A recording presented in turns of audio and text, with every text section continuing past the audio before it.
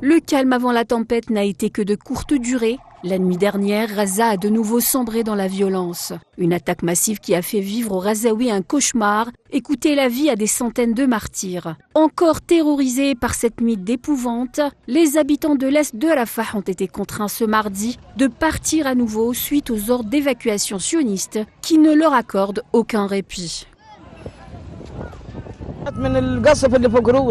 Nous sommes partis à cause des attaques au-dessus de nos têtes. Nous n'avons pas pu fermer l'œil. Les bombardements et les bruits des explosions résonnaient au-dessus de nos têtes. Et les toits en amiante des maisons ont commencé à nous tomber dessus, accompagnés de sable et de poussière.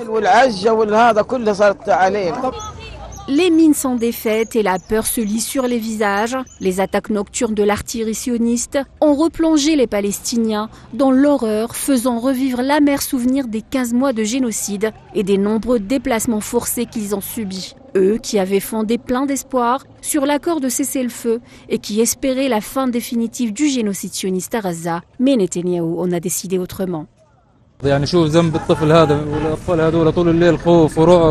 Quelle est la faute de ces enfants qui ont passé toute la nuit dans la peur, l'horreur et la mort? Ils ont vu des restes de corps et des scènes horribles. Moi, en tant qu'adulte, je n'ai pas supporté ce que j'ai vu. C'était très dur. Tout le monde était profondément horrifié. Nous sommes impuissants. Nous ne pouvons rien faire. La situation est très difficile. Nous voulions pas que les choses en arrivent là et que les combats reprennent. Nous étions satisfaits du cessez-le-feu.